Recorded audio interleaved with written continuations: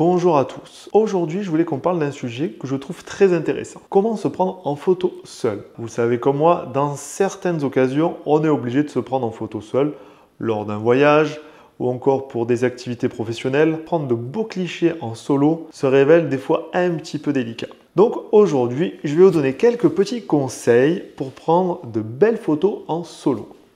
Mais avant ça, je vous laisse quelques petites secondes pour vous abonner à ma chaîne, me liker la vidéo et puis n'hésitez pas également à me laisser un petit commentaire, ça fait toujours plaisir.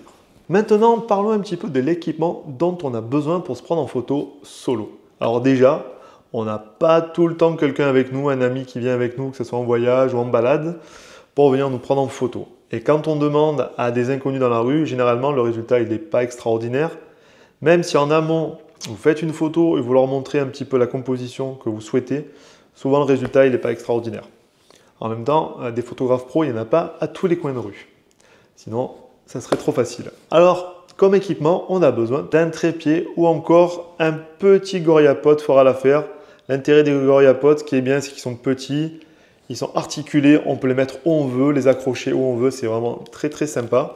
Mais bon, le trépied, c'est quand même la base pour avoir de belles photos bien nettes et bien stables. Alors moi, je vous conseille déjà quand vous arrivez sur votre lieu, avant de vous prendre en photo, faites un petit peu le tour, regardez un petit peu les compositions que vous pouvez faire.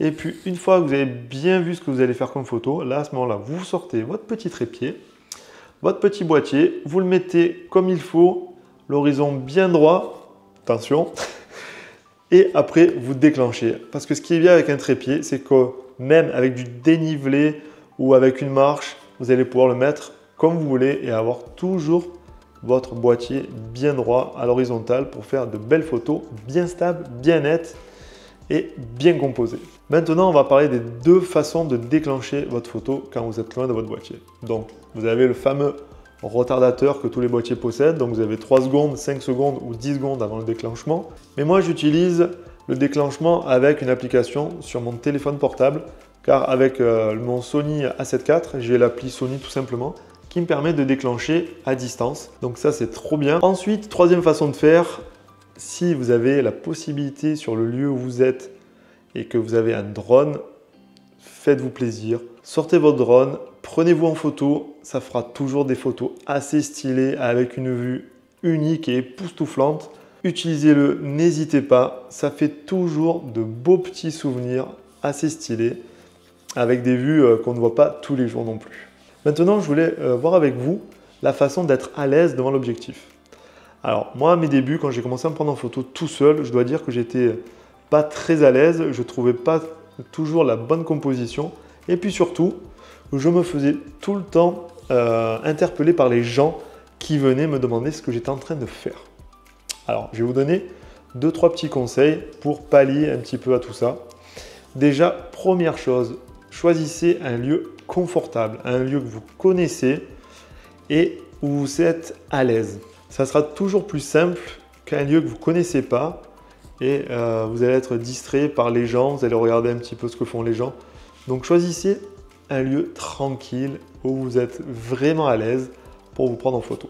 Ou même, vous pouvez commencer tout simplement chez vous, car le choix de l'endroit influence grandement le rendu final de votre photo. Si vous êtes à vos débuts, mais restez chez vous, prenez-vous en photo, quand vous avez un peu l'habitude de vous prendre en photo, à ce moment-là, vous sortez, vous choisissez un lieu que vous connaissez par cœur, là où vous savez où il n'y aura pas beaucoup de monde, quitte à y aller le matin, et puis exercez-vous, prenez-vous en photo.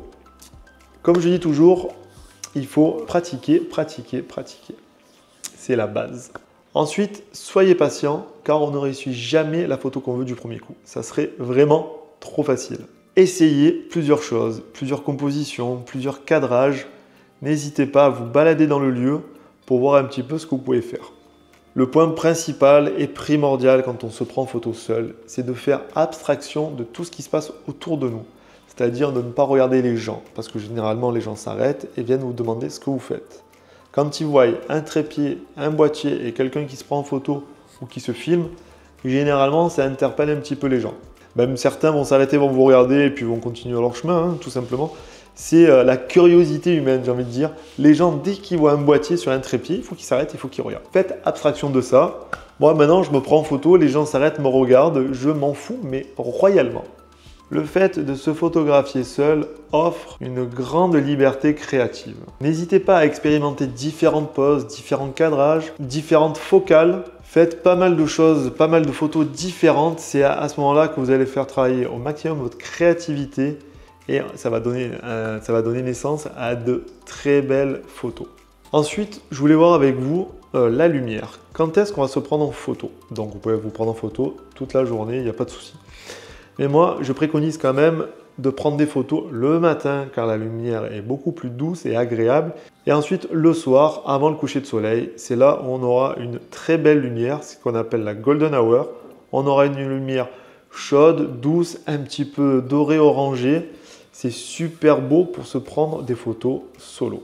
Après, vous pouvez également utiliser des lumières artificielles comme une ampoule ou vous mettre à côté d'une vitrine assez originale avec un néon assez fort. C'est à vous de faire, c'est à vous de trouver les bonnes idées, surtout d'être le plus créatif possible pour vos photos.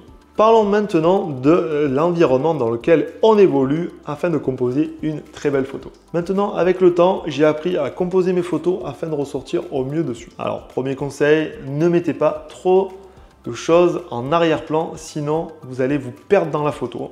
Et c'est pas ce qu'on veut, on veut quand même garder un petit souvenir.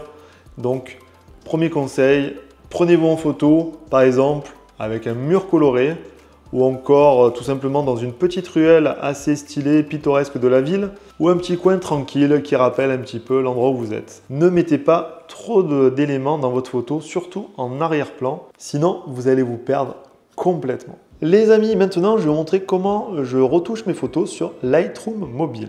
Alors voilà, là je me suis pris une photo. Déjà, la première chose, c'est que je vais venir recadrer parce que je vais me la mettre sur Instagram. Donc je vais venir recadrer la photo. Voilà, maintenant on va augmenter, j'ai envie d'augmenter un petit peu les ombres pour qu'on voie plus la mer, parce que la couleur de la mer est assez sympa.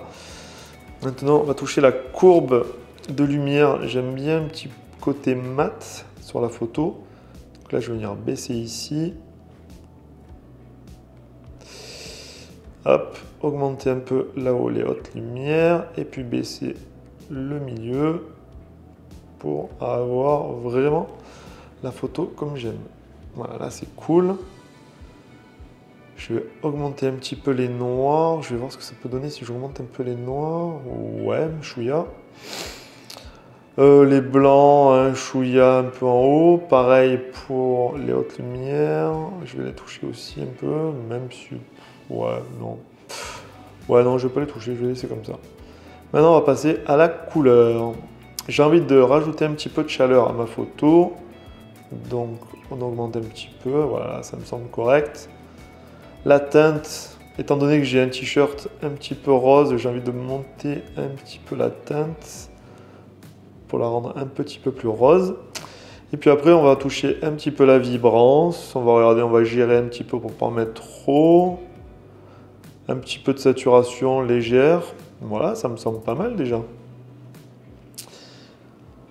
Et puis maintenant, on va venir toucher tout simplement la texture. Généralement, j'en mets pas mal. Pareil pour la clarté, j'en mets aussi. J'aime bien. Petite correction de voile, des fois, ça marche bien. Bon, là, en l'occurrence, non. En l'occurrence, ça ne sert à rien. Et puis, le vignettage, j'adore ça dans les angles. Comme ça, on vient plus faire un focus sur moi. Donc comme je l'ai dit tout à l'heure, vous avez vu, il n'y a pas trop de fioritures en arrière-plan. Moi, on me voit bien au premier plan, je ressors pas mal. Donc voilà, maintenant, on va mettre de la netteté, c'est obligatoire. Allez, on va mettre 35, voilà 37. On va réduire un petit peu le bruit numérique à l'image. Vous voyez, voilà, là pareil, 35-36. Et puis je pense qu'on est pas mal. La photo avant, la photo après. Moi, j'aime beaucoup. D'ailleurs, celle-ci va finir sur Insta.